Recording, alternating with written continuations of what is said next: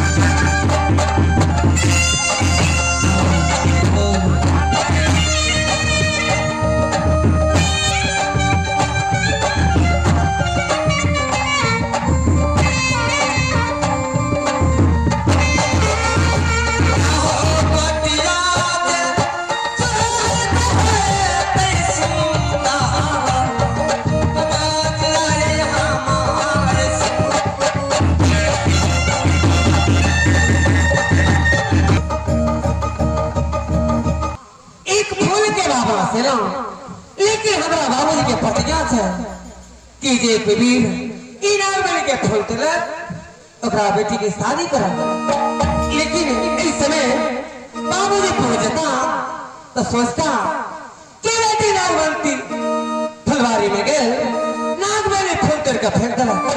ताई सोचता ये कुछ पूछे वो सही से जवाब दिया।